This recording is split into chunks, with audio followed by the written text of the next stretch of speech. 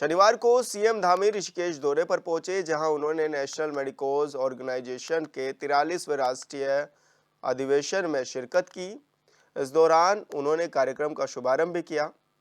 मौके पर सीएम धामी ने कार्यक्रम में मौजूद सैकड़ों शिक्षकों को संबोधित भी किया और कार्यक्रम में कैबिनेट मंत्री धन सिंह रावत समेत मंत्री प्रेमचंद अग्रवाल भी मौजूद रहे।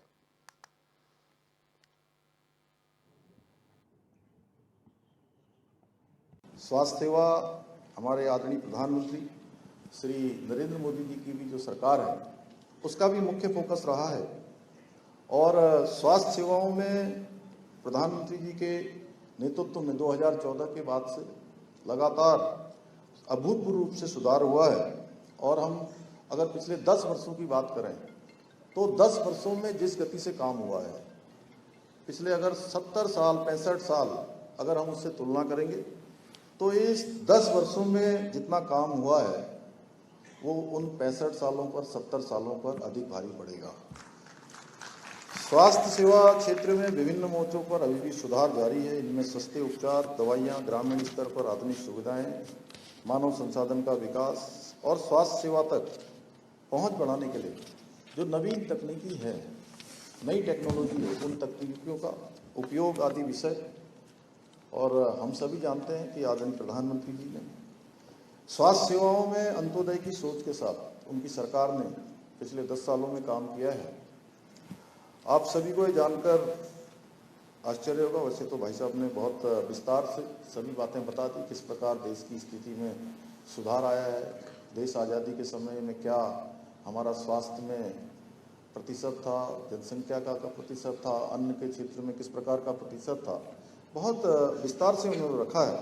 लेकिन फिर भी मैं 2014 से पहले देश में जो स्थिति थी वो जरूर आप सबके समक्ष रखना चाहता हूँ कि 2014 से पहले देश में 400 से कम मेडिकल कॉलेज थे और वहीं पिछले 10 वर्षों में 200 से अधिक नए मेडिकल कॉलेजों का निर्माण हुआ है। 2014 से पहले केवल 7 एम्स थे जो स्वास्थ्य सेवाएं प्रदान कर रहे थे, जबकि वर्तमान में 22 से अधिक एम्स लोगों को स्वास्थ्य सेवाएं प्रदान कर रहे हैं।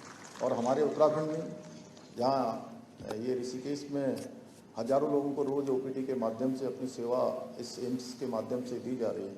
वही एम्स का दूसरा सैटेलाइट सेंटर भी हमारा स्वीकृत हो गया है, वह भी बहुत जल्दी ही बनकर तैयार हो जाएगा और वो भी सेवाएं देने का काम करेगा। और आज मुझे एम्स दिल्ली के डायरेक्टर साहब कह रहे थे कि वो एक ज़मीन का उन्होंने हमसे प्रस्ताव मांगा है, हमने वो प्रस्ताव भी दे दिया है। अगर वहाँ पर भी संभावना बनेगी, जो हमारा HMT का जो परिसर हमको अभी मिला है, तो एक केंद्र हमारा वहाँ पर भी खुल जाएगा। इसके साथ ही योग और आयुष को लेकर देश में अद्वितीय जागरूकता आई है।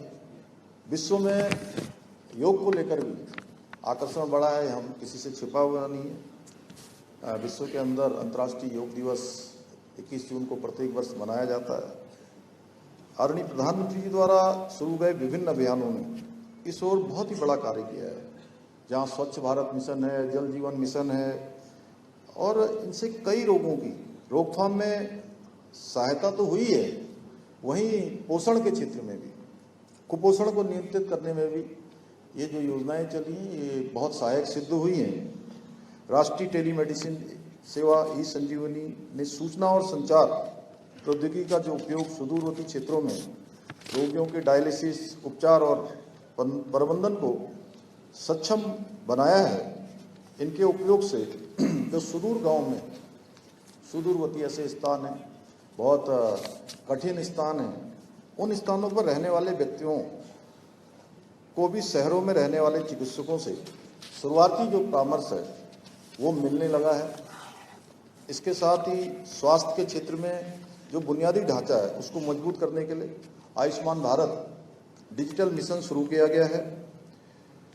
अनेक ऐसी स्वास्थ्य सेवाओं को सुदृढ़ किया गया है जो एक मील का पत्थर आने वाले समय में साबित होंगी, जो आगे भविष्य में धरातल पर उतरेंगी।